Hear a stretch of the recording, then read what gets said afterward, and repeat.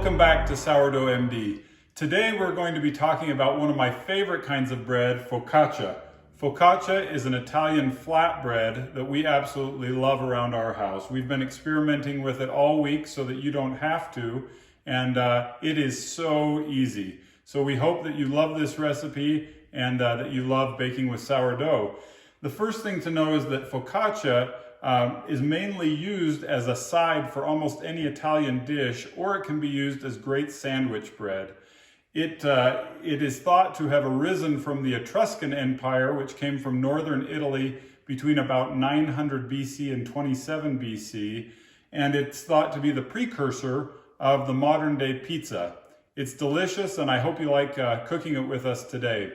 In previous videos, we've talked about how bread is simply flour, water, and salt, and depending on the hydration level or the ratios of flour, water, and salt, we either get a closed texture or a closed crumb, or we get a very open texture or open crumb.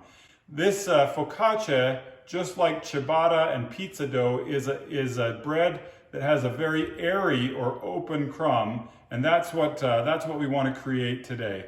So in order to do that, we're going to raise our hydration levels way up. We've experimented this week with about 7 or 8 different loaves, and we've experimented with hydration levels all the way from 75% to 87% to see if we couldn't perfect the perfect recipe. We've settled on 80% hydration, and we're going to show you how that works when we create our own recipe together. The other thing is that I mentioned to you that in creating a single loaf of bread, we want to have about 500 grams of flour. What we determined is that if we're using a 13-inch by 18-inch pan, which is a standard pan, 500 grams is not quite enough to fill out the pan, and so we've increased the amount of flour to 700 grams. So let's go create our own recipe and we'll show you how that works. We've tried to make this as easy as possible to create your own recipe. So we've created our own recipe calculator at sourdoughmd.com.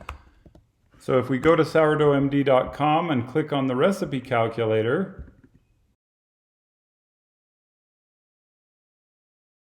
you can see this, here's the recipe calculator. We can type in any hydration level we want. We've decided 80% is where we want to be for focaccia. So we're going to type in 80%. We've already determined that 700 grams of flour is how much flour we want. Now, how much starter should we use? We've determined that we typically use about 20% of the weight of the flour, so that if we're using 1,000 grams of flour, for example, we'll use 200 grams of starter. If we're using 700 grams of starter, we're going to use 140 grams of starter. And then our recipe comes. So this is the recipe that we are going to use for our focaccia today. 80% hydration, 700 grams of flour, 140 grams of starter, 546 grams of water, and 15 grams of salt. So you can use this recipe calculator on your mobile device or on your computer. It's very simple, and hopefully that'll make making your own recipe a lot more fun and a lot simpler. All right, let's create our recipe. So we determined that we needed 140 grams of starter. We've got this lovely, bubbly, active starter, and we're going to go ahead and tear out our scale and put in 140 grams.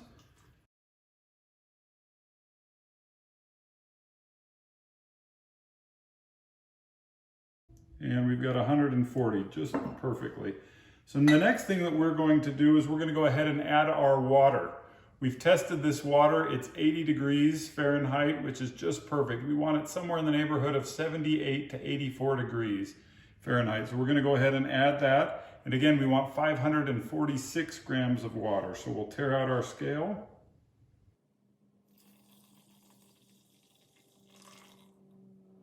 And there we go, 546 on the dot. So 546 grams of water. And again, you can see how that starter is very active. It's floating on the surface of the water. The next thing that we're going to do is we're going to add 700 grams of flour. There's our recipe. We have not added the salt. Our first step in bread making is the Autolyse or Autolyse portion of the bread making. We're going to mix this together and shag it up. And then once we've mixed it together, we're going to let it sit for a half an hour. Anywhere between a half an hour and an hour is just perfect. And then we're going to add the salt. We don't add the salt right now because the salt inhibits the yeast, and we'll add it after this step.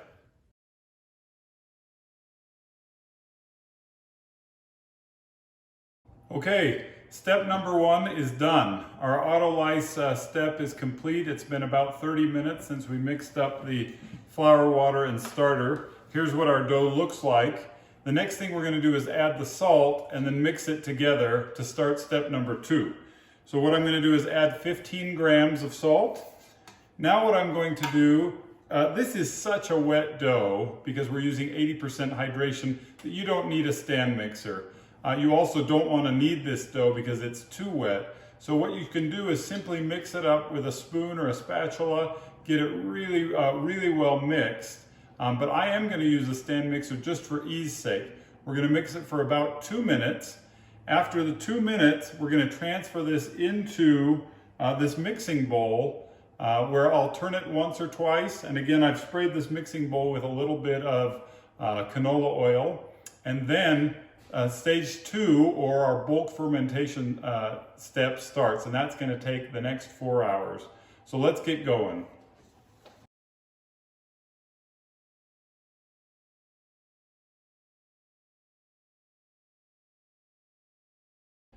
Now this dough is tricky to turn with your hand. So what you can do is you can get a wet hand to be able to turn the dough. At the beginning, before a lot of gluten is formed, what I like to do is take my dough scraper and simply turn the dough. That'll make sure that it's evenly mixed and ready for our next stage. What we're going to do is about every 45 minutes to an hour, we're going to turn this dough, and in about 4 hours, it'll be ready for the proving step. So we'll take a look at it in 4 hours. In 4 hours, we want it to develop some aeration. We want it to form more gluten, and we'll see what it looks like. We've finished our bulk fermentation.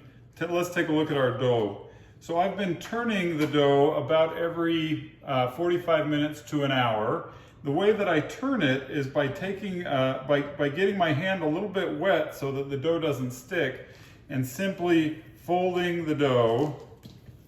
And you can see how wet this dough is, but you can also see how elastic it's become. I can now fold it with my hands, it holds together. You can see how elastic that dough has become. And so what we're going to do now is we are going to place it on our baking sheet. We tried cooking it a couple of times just on the baking sheet with olive oil, of course, which you use for focaccia, thinking that that would be enough to release the final bread from the pan, but it wasn't. In our first couple of attempts, the bread, the focaccia got stuck to the pan. So we're using some parchment paper on the bottom. And what you can see is that I've taken this parchment paper and I've actually cut it a little bit longer than the pan, so that once the bread is done, I actually have some handles to get it out of the hot pan. So the first thing I'm going to do, and this may be gilding the lily a little bit, but I am going to spray the parchment paper with just a little bit of canola oil, just to make sure that we don't stick, even though we are going to be using some olive oil. You may think that's a little much, so you can skip that step if you want, but I've found that it's been helpful. I'm going to take a couple of tablespoons of olive oil, and I'm going to put it on our parchment paper. Okay, and then what I'm going to do, and we'll just rub that in, the next thing I'm going to do is I'm going to take another couple of tablespoons of olive oil and I'm going to put it in with our dough. And I'm going to put it in with our dough, and now what I'm going to do, I'm just going to massage that around the dough.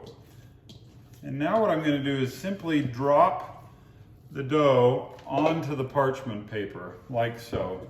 Okay, so now we've got this dough on the parchment paper. It looks lovely. It's got some air in it. What we're going to do now is stretch it out a little bit, and we'll end up stretching it a little more after the final proof. But I'm going to try to start getting this dough to take a little bit of the shape of the pan. And that's good for now. Now what we're going to do is we're going to let this dough prove for another 3 hours. I'm going to cover it with some saran wrap. We'll put some saran wrap over that. And again, there's enough olive oil on the dough that that saran wrap shouldn't stick. And we take it back off, but we'll cover it so that it doesn't dry out. We're going to let it prove now for 3 hours here on the table, and it should start to expand out. And then once we've finished proving the bread, we'll go ahead and show you how we cook it. So our focaccia has finished proving. Let's take a look at it. We're going to gently take away the cellophane. And it's sticking just a bit. Okay, and you can see that it's about doubled in size, and it's almost filled the pan. Not quite, but we're going to help it fill the pan as we finish this up. So the next part of preparing the bread to go in the oven, our oven has been preheating to 450 degrees. The next part of this process is called dotting the bread. And so what we're going to do, you can either do it with a kitchen implement of some sort or with your fingers. We're going to simply do it with our fingers. So what we're going to do is add some more olive oil, and we're going to get a little bit of olive oil on our hands and then some on the bread. And we're going to rub that olive oil all over the surface of the bread. So now that we've got olive oil over the surface of the bread, we're going to create little divots in the bread, and those divots are going to fill with this olive oil, and that's going to help the bread stay moist while we're cooking it. So we'll simply start in the middle, and we're going to push all the way to the bottom of the pan, and we're going to create these divots or dots all the way through the bread. As we do that, I'm going to start pulling the bread towards the edge of the pan so that we can fill the pan. So now you can see that we've filled the pan with all of these divots, and you can see that those divots are all filled with the olive oil. This is perfect. At this point in time, the bread is covered with oil. It's not going to dry out anytime soon. Our oven is preheated, and so the bread's ready to go into the oven. Just a couple of last steps. The first thing we want to do is take some sea salt and grind it over the top. At this point in time, we can decorate focaccia with lots of different things. The classic type of focaccia is rosemary focaccia. I've got a rosemary plant of mine here, and I have diced up or minced up some rosemary, and I'm just going to sprinkle that on top of the focaccia here. So this is some fresh rosemary. You can also use dried rosemary. It works very, very well and is also very tasty. So this is a classic rosemary, olive oil, sea salt focaccia, and this is the classic flavor. There are all sorts of things we can do. Go ahead, have fun experimenting with it. We're now going to bake the bread, and we'll put it into the oven at 450 degrees. It will stay in there between 18 to 25 minutes until it's golden brown. We can also test the bread to see that it's cooked internally to a temperature of 195 to 205 degrees. So we'll bake it, and then we'll see what it looks like when it comes out in about 18 minutes. Okay, it's been 18 minutes, and the bread is it's ready to come out. Let's check and see what the internal temperature is, just to make sure. Here's my instant read thermometer. If we put that in the bread, it reads 201. So again, we're looking for a temperature between 195 and 205, and so that's just perfect. So we'll bring out the focaccia and see what it looks like. So there it is. It's perfectly golden brown, and it looks just like it should. The next thing is that this is when these tails come in handy, because now without touching the pan, we can simply lift the bread up out of the pan and onto the drying rack here. And then we can remove that parchment paper and allow that bread to start to cool. I recommend allowing it to cool for at least 10 minutes before you actually cut into it and eat it. Unlike most bread where you should really wait an hour, I found that it's hard to wait, and so waiting 10 minutes seems to be enough, and go ahead and enjoy it. It's absolutely delicious, and hopefully You'll see how easy, fun, and delicious this beautiful focaccia bread is.